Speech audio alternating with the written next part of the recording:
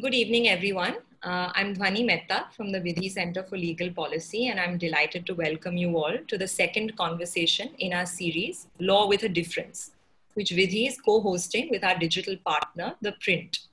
Our first conversation on the 10th of July inaugurated Vidhi's annual briefing book. Here's a sneak peek at the book, and a link to the book should appear in your chat box as well. The book is titled Towards a Post-COVID India, and as has been Vidhi's practice for the last 6 years, it identifies 25 governance challenges and suggests legal reforms that cut across 5 themes. In this book, the themes are strengthening health systems, protecting the vulnerable, making governance smart, kickstarting the economy, and thinking digital. Now, most of these challenges have always existed. The COVID-19 pandemic has just made us sit up and take notice and give them the attention they deserve. And perhaps none of these areas is as deserving as India's healthcare system. I think healthcare has long been the neglected stepchild of socioeconomic reform in India. And this is evident in India's response to the pandemic as we struggle to protect our healthcare workers, manage hospitals, and put systems in place to test and trace people. Now, as a legal think tank, we're naturally interested in identifying the role of the law in addressing these challenges, but we're acutely conscious of the fact that it might have only a limited role to play, and that any legal reform should proceed side by side with greater public investment in healthcare to boost capacity and infrastructure. So with this in mind, I'm very happy that we have Mr. Keshav Desiraju with us here today to respond to one of the ideas in our briefing book, which is the need to draft a public health emergency preparedness and response law. Now, as former secretary in the Ministry of Health and Family Welfare, Mr. Desiraju is uniquely placed to provide this perspective.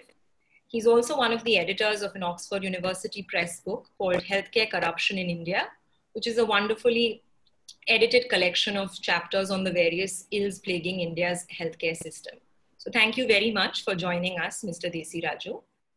We're going to begin today's discussion with Kim D'Souza, who's a research fellow at Vidhi and who's the author of this particular briefing book entry that we plan to discuss today.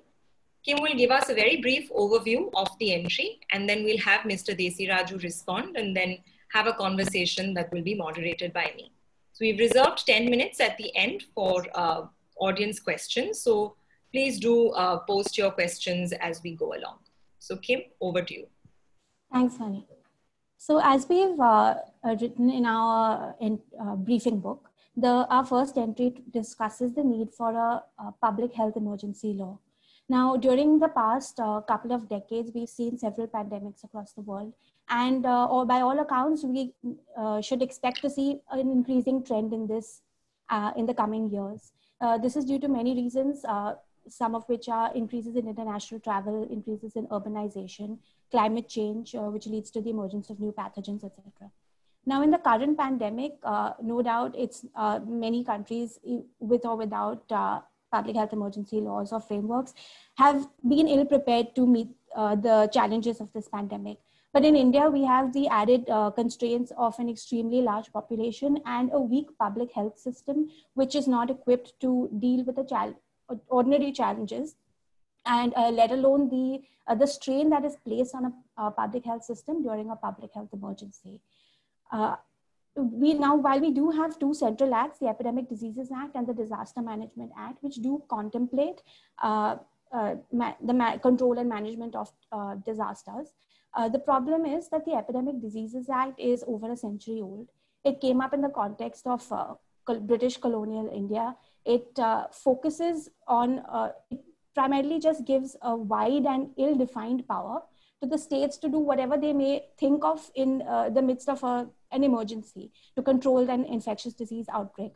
And apart from that, instead of defining any roles or responsibilities, it just has policing provisions which say if you breach the orders, then there will be penal provisions.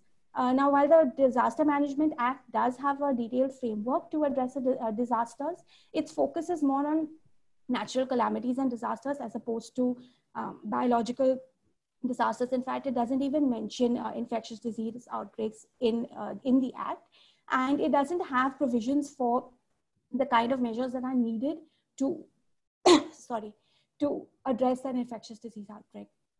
Now, this is why we've proposed that we need a comprehensive law to delineate the powers and functions of the various levels of government, establish a clear communication and command structure, etc. We'll go into that a little later, I think, in the conversation. So, Dhwani. Great. Thanks, Kim. So I think what jumps out at me from this is that when we were thinking about this dedicated law, one of the factors that we had in mind was the need to modernize a colonial law. So I think I'd like you to jump in here, Mr. Desiraju, because a lot of the political science writing during the time of this crisis has highlighted how the pandemic, as well as varying versions of the lockdown, have been a sort of test by fire for the legitimacy of state power. So one of the arguments then for updating the Epidemic Diseases Act is to tame some of this discretionary power. So I wondered if you could address what you see as some of the harms in using a colonial era law to address a modern day pandemic.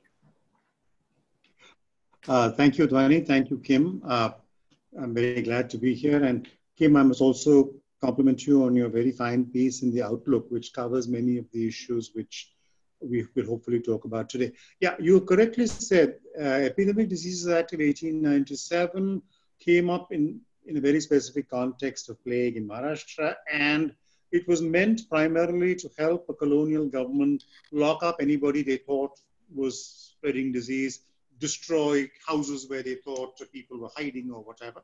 And clearly, in many ways, the motivation of that entire legislation was quite wrong. However, one thing it got correct, which the Disaster Management Act 2005 doesn't, is that it specifically talked about the spread of disease, which is something which the Disaster Management Act does not talk about. So that was we should remember that it recognized that the spread of disease was something that needed that you needed a legal structure within which executive actions could be taken to control the spread of disease. We should remember that. And you correctly make the point that the Disaster Management Act looks almost exclusively at man-made disasters, floods, earthquakes, and things of this kind. Again, a significant difference being that an earthquake or a flood is usually a kind of one-time event, and then you have to cope with the fallout. Unlike an epidemic, which is spreading. And we don't actually know how fast it is spreading, or when it will stop, or what the rate of infections is, and all these sorts of questions. Now, when we talk about the need for a new law, I think the question we have to be very clear about is what are the things that government ought to be doing for which it needs legislative sanction? Why can't these things be done through just normal executive actions? Why can't the government just do whatever is needed to be done? Why does it need the cover of law? And I think it makes sense to cover. For instance, one example is if I'm going to put somebody into quarantine, this is in some senses a denial of liberty. Clearly, you need to have a legal backing to enable you to say that so-and-so will have to 14 days or whatever. Likewise, if I'm going to take over, a hall or either a public or a private facility where I want to have dormitories or wards, if I want to take over the wards of a private hospital, these are tasks for which I need the backing of a law. But I think we should also remember that what we can do without law, we should do without law. It's not necessary that everything is to be done, because there are many executive actions during a crisis, during an emergency. It is possible for government to, shall we say, requisition buses or transport or whatever. Just to give an example from our own case, there's a great deal which could have been done for the people whom we call the migrants who were walking home. That did not need law. It did not need any law for any state government to either provide facilities for those people to stay in the metropolitan cities. It didn't require any law for state government to put press in buses and transport to take them back home. These are things that could have been done without law. So I think that is one question we need to sort out when we're talking about the new law. Are we sure that these are jobs that only law can help us do? Now, in all the writing on this subject, there is talk of a 2017 draft. That's right. That this government has put together. Now, maybe I think one of you would want to tell us a little bit about what are the important features of that draft, and why do we think it has not yet been moved in Parliament? Was this a draft that went through public consultation or not? Sure. I do believe that it was put up for public comment. Sorry, please go ahead. No, that's my question. I think we all need to know a little more about, because it's only if we know what the new draft says that we can say, does it improve on the two laws we have or not? Sure. Kim, do you want to respond to that? Talk a little bit about what the 2017 bill does and what might be some of its shortcomings. Sure. So yes, I do believe that the 2017 bill was put up by the Ministry of Health, but the progression of the consultation, I don't know the details of that. So the 2017 bill, I would say primarily what it does is it establishes the supervisory power of the central authorities over the state and local authorities. So it gives and it details rather extensive powers of what the government can do during a public health emergency, but it doesn't prescribe any functions or roles. It merely says the government may do X, Y, Z. The government may take action to quarantine or restrict movement, etc. And it states that the state government will override any decisions of the local, and the central government will be able to override any decisions of the state government.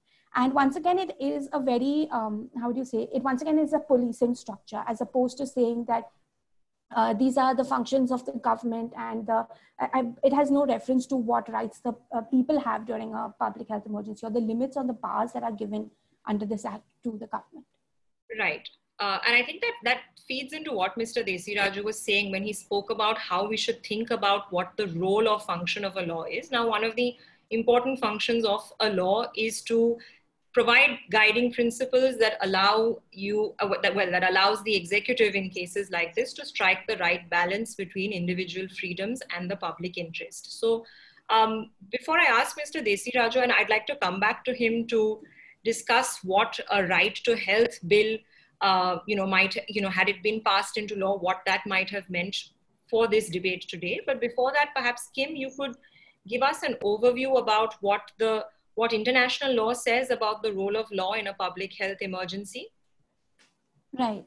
So we have the international health regulations, which were adopted by the World Health Assembly in 2005.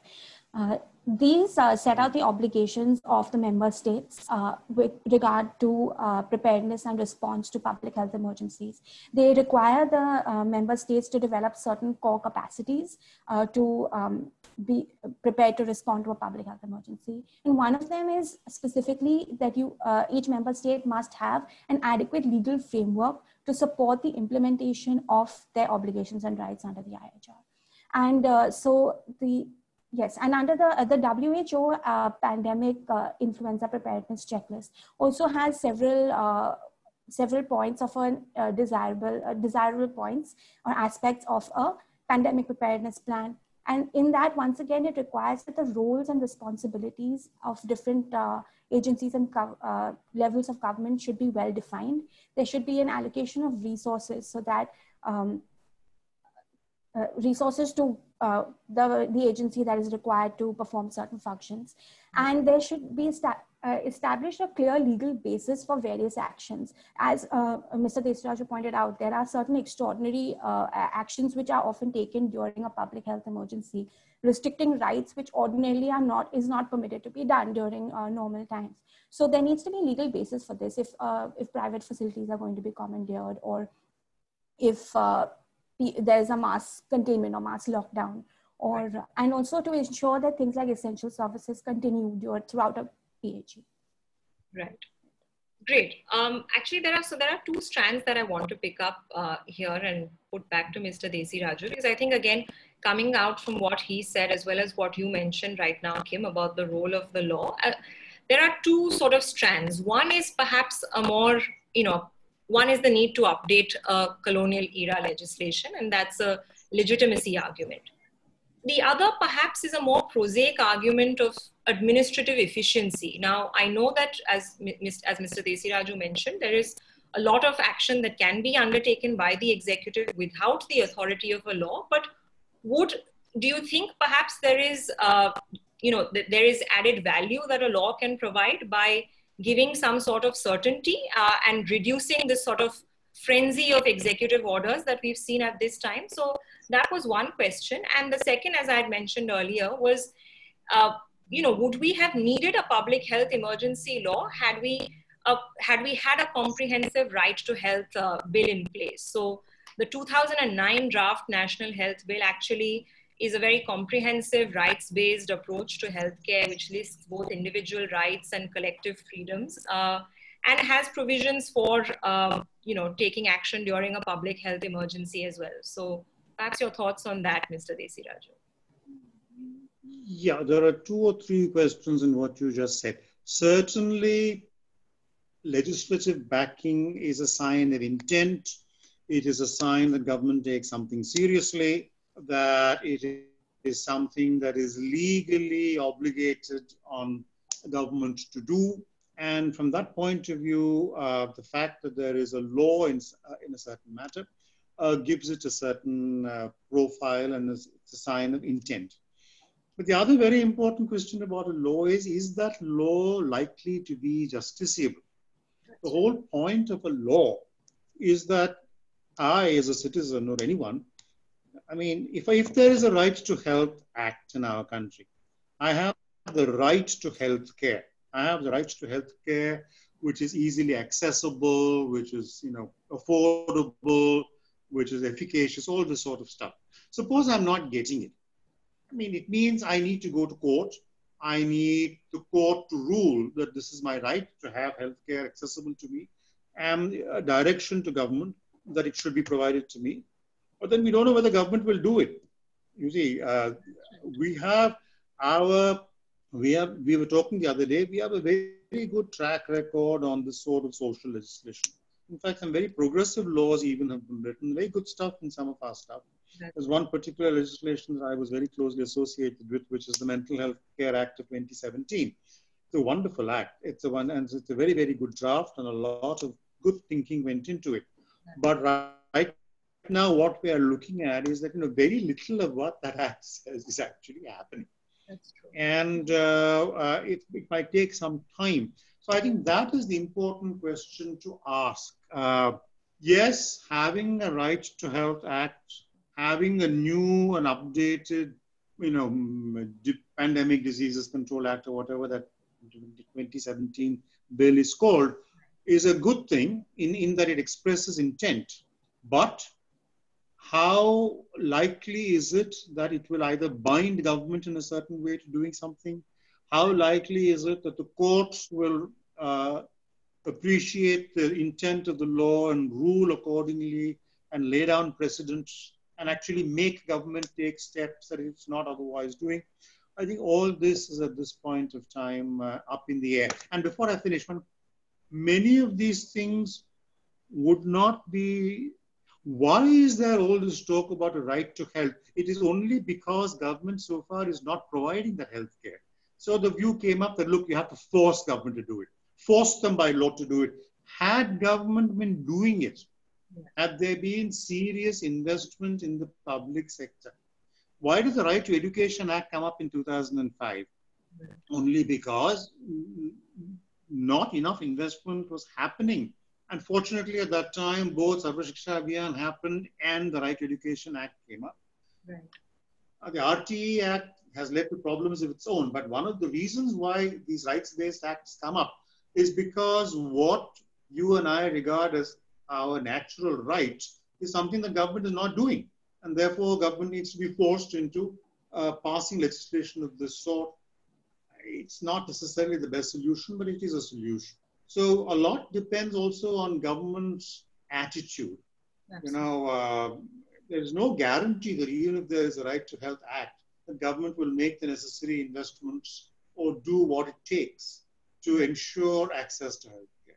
Exactly. Yeah, I mean, that's absolutely right. And this is something that we grapple with as lawyers as well when we're thinking about how to make socioeconomic rights or social welfare legislation effective. And in India, for some of these rights, we've adopted this, this legislative approach and then relied on the courts to provide us with remedies. Kim, perhaps you could give us a perspective from other countries as well. When countries that do have a dedicated public health emergency law, which are some of these countries and what are the key components of their legislation? Right. So we can take a couple of examples. One is Canada and one is South Korea. Canada, once again, has a federal and provincial a division of powers between the federal and provincial governments. And in fact, they also have different acts. They have Emergency Act and the Emergency Management Act at the federal level. And in the provinces, they have their own acts regarding control of infectious diseases and disaster management. Over there, the structure is that the primary responsibility to respond to public health emergency is the provincial government. And if the situation exceeds the capacity of the provinces, then under the Federal Emergency Acts, the federal government can step in to assist them and also in certain circumstances declare a public welfare emergency and have certain overriding powers and regulate things like the flow of essential services and establishing hospitals, etc., which ordinarily they wouldn't have those powers to do. Importantly, they have an all hazards approach to disaster management, which is they have one protocol which prepares them to respond to everything, be it natural disasters or human induced disasters and biological disasters. In South Korea, they revamped their public health emergency framework after the 2015 MERS pandemic, which affected them quite badly. And they have done sort of two things. They have one, decentralized their approach. They ensure that the local government is empowered to implement the response on the ground, contact tracing, and things. During this pandemic, in fact, the local government has played a big role in that. But importantly, they have a centralized control over the entire process. They have their disease control center that coordinates the efforts and also importantly communicates to the public the status of the entire thing as things are going on, which they found to be key. That communication is key because in their past experience in the MERS pandemic, there were rumors and there was mistrust. And the point is that when there's clear communication from the government, and importantly, when scientists are leading that communication, this lends more credibility to government actions like mass isolation and quarantine orders and other such sort of restrictive directives. Sure.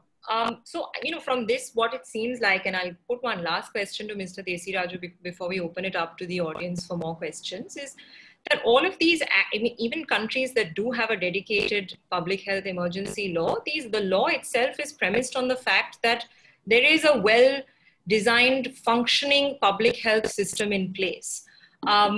So, Mr. Desiraju, is it even meaningful for us to talk about a public health emergency law without having a strong public health architecture? And I don't know actually whether that should be legal or governance based, but is that an area where we should be focusing legal reform on first? You're asking me? Yes. Oh, Kim. You. No, you're absolutely right. You can't say that I'm good. You can't attend to an emergency when your basic groundwork doesn't exist. Right. You can't say that I will have a law that tells me how to function in an epidemic when I have nothing, neither law nor executive rules, which tell me how to run my healthcare system at all times. And this is the big debate in public health. And now there are many ways of looking at this. There is the public health approach versus the hospital-based approach. There is the public sector, private hospital sort of differences. There's a whole question of whether state governments and central government together should provide budgetary resources for healthcare, or is this something the current thinking in government is that an insurance-based system will take care of this. Now, you must remember this. The possibilities that an insurance-based system would function during an emergency are very slim. And we have seen that already. The Niti Aayog, Ayushman Bharat has been putting out some figures about how many persons have been treated for COVID under Ayushman Bharat. But I think some of these figures will really need to be verified, because it's, I doubt whether specifically that can, everything in Ayushman Bharat has to be negotiated. Every procedure, there's a negotiated rate between government and the treating hospital. And I doubt very much that all this has been done specifically for COVID. So these are very, very big questions. And all these, what you might call reforms in public health, don't really need law. I don't need a Right to Health Act for governments to invest more in strengthening primary health centers or district hospitals. I don't need a public health law or a right to health law for increasing the number of posts of doctors and nurses and allied health people in my department. I need to create the posts, I need to find the money to pay for them, and I need to do it. I don't need the help of law. Had all these things been done, and that's the point you just made, if there had been a functioning, vibrant healthcare system, dealing with an emergency becomes so much easier. This is what Kerala has taught us in the present crisis also. They had a reasonably functioning system, which meant that pulling out all stops and tackling the emergency was easier, which states that are less well organized have not been able to do this. Absolutely. Great. Thanks. I think we'll see if there are any questions from the attendees. I don't seem to be seeing any in the Q&A box. Sonali, are there? Oh, there's the first one. I don't know if you can see this. I'll read it out, Mr. Desi Raju. The question is one of legislative competence. It says, health is a state subject, and there's been a lot of debate about whether it should be shifted to the concurrent list. So from a policy perspective, what do you think should be the role of the union government in healthcare, both during public health emergencies and otherwise? See, right now, health is certainly a state subject. Epidemics is a concurrent subject. But the fact that healthcare is a state subject has not prevented the government of India from exercising significant policy influence on the states. For instance, just to give one simple example, what began as National Rural Health Mission, NRHM, in 2005, it's now called the National Health Mission. All states signed on to NRHM because there was big money coming in from the state governments. State governments had to contribute their share also, and that share has been increasing. But the basic point is a lot of policy guidelines were laid down under NRHM. Money came with it. State governments, everyone talks about the ASHA. Now, all states in India, with the exception of Tamil Nadu, have the ASHA. This was an entirely government of India notion that you need to have an incentive-based health facilitator. State governments signed on to this, engaged the ASHAs, paid them using NRHM money. So just the fact that something is a state subject doesn't mean that the government of India washes its hands. By no means. It recognizes that the primary responsibility for tackling that issue is that of the state. It does not exempt the central government from its responsibilities. I mean, that is not my understanding of central list, concurrent list, and state list at all. It just recognizes that responsibilities differ, and healthcare is primarily a state government responsibility because district hospitals, primary health centers are all state government things.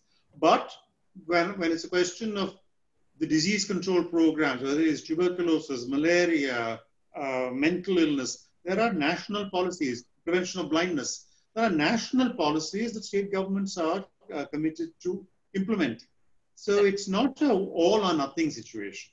Absolutely. No, that's very helpful. And I think we have another question somewhat in this vein, related to the extent of decentralization we need. So this says, Kerala has shown the need for an empowered third tier in tackling public health emergencies. However, it's seen that most states neither devolve functions nor money to local governments. So how do we make the third tier a genuine third tier and not the 2.5 tier that it currently is?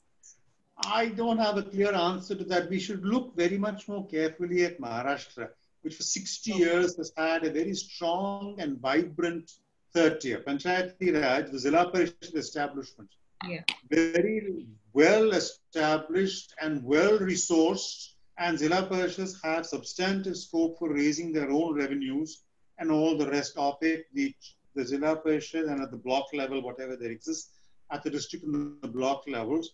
Now, it's probably worthwhile looking at how public health facilities have functioned in a state like Maharashtra, where Panchayati Raj has worked well for a long time. Has it made it, is there a difference between Maharashtra and UP, shall we say, where Panchayati Raj has hardly worked at all?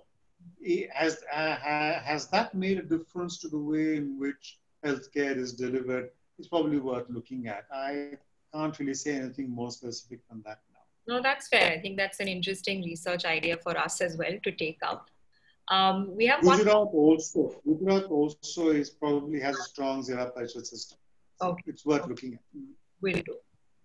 There's a third one which says from Yogini, which says we're currently faced with a pandemic, but we have regional epidemics all the time. For example, dengue or Japanese encephalitis.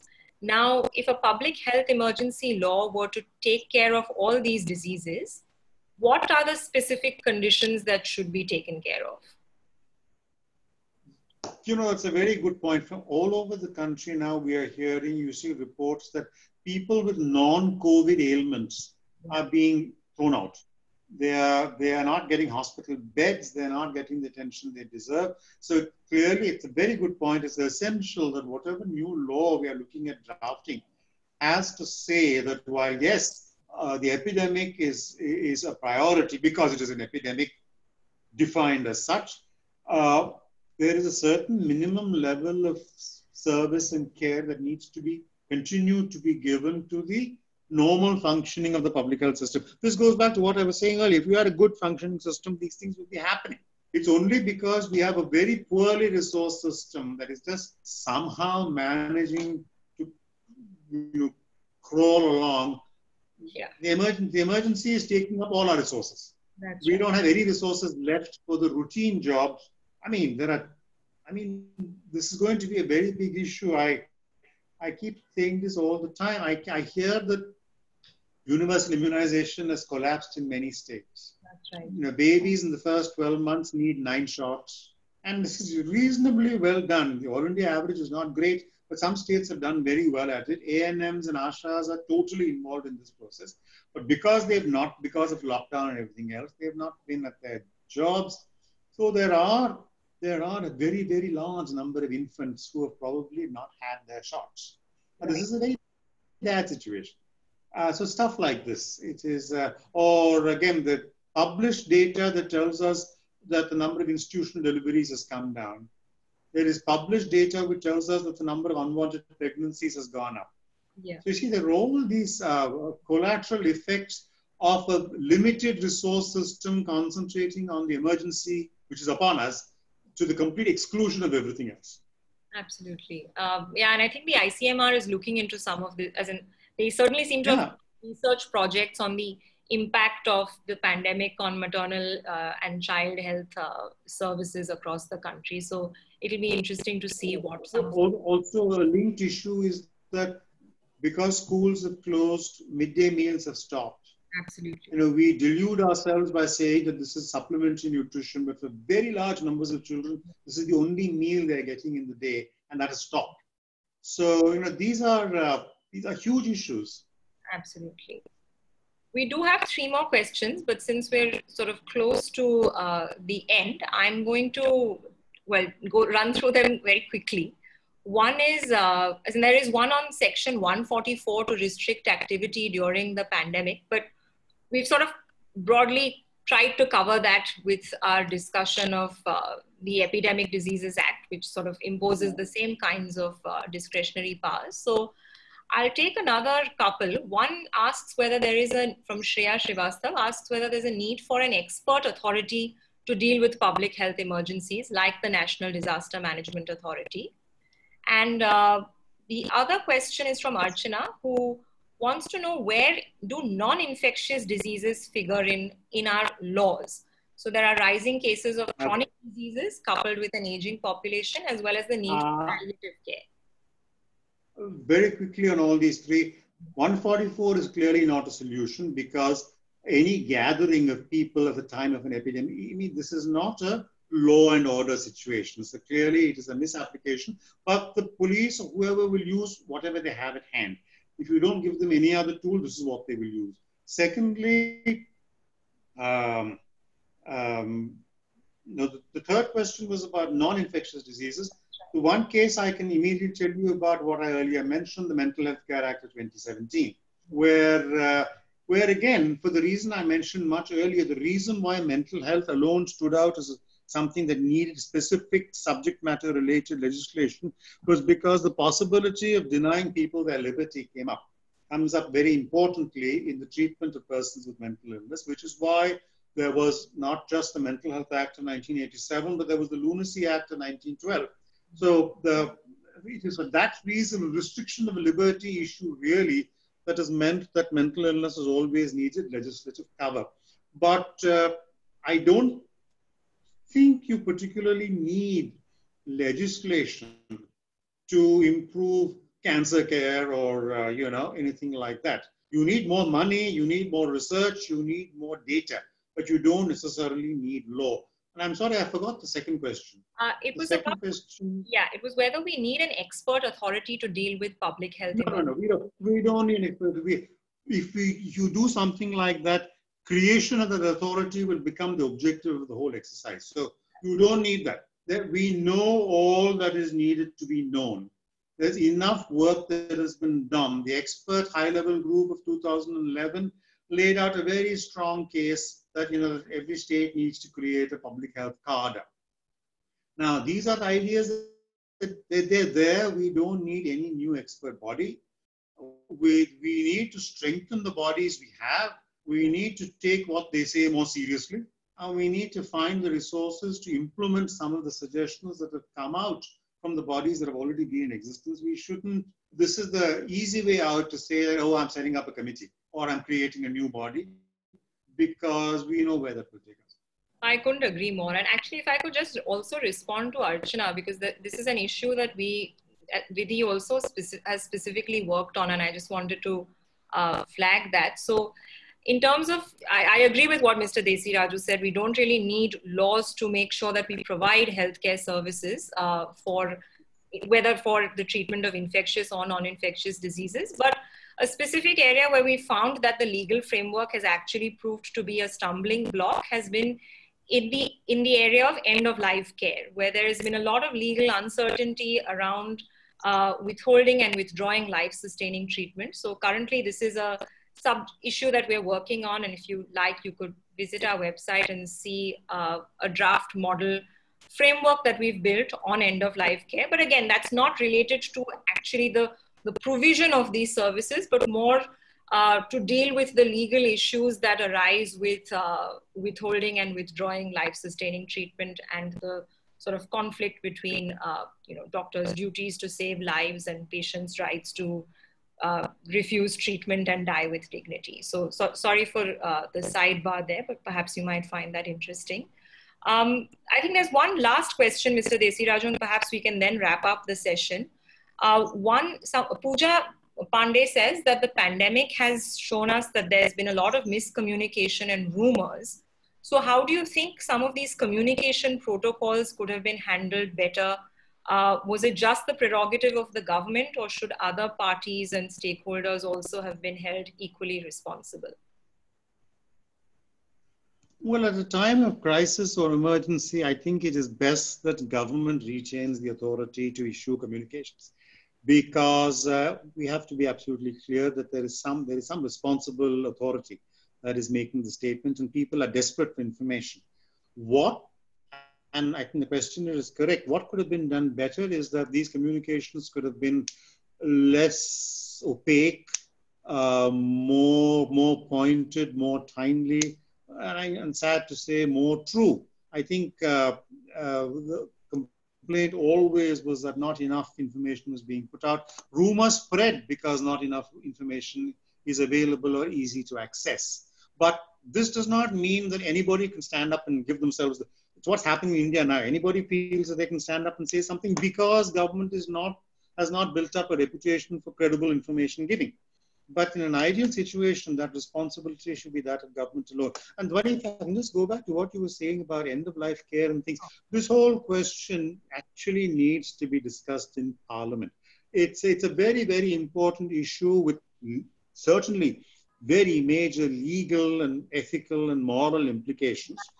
And whatever one's personal view is on euthanasia or whatever it is, I do believe it is a subject on which there needs to be some sort of consensus, certainly in Parliament, that India needs this law. Otherwise, you will just see lots of people being killed off and then disguised as, compassionate end-of-life care. So it is an issue that it does need not just discussion within civil society groups, but in Parliament. Absolutely. And that's the idea, to get people in government to sit up and take notice and debate this issue better. So thanks very much, Mr. Desiraju and Kim as well for leading this discussion. It was, I think we covered a real range of really interesting legal questions, and there's a lot for us especially at Vidhi to go back and think about.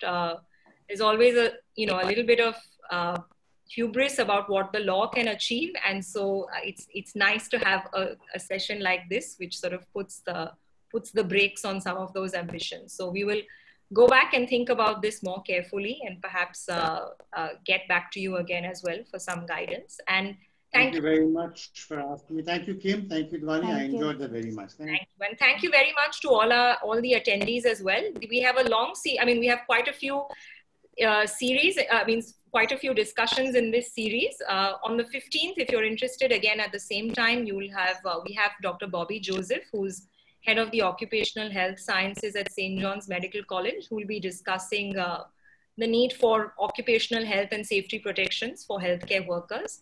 And we have a series of other discussions lined up in the weeks after related to ideas in our briefing book. So please do go and read the briefing book and try and attend these discussions. They'll be available to view online later as well. We appreciate everyone's participation. Thank you very much and good evening. Thank you.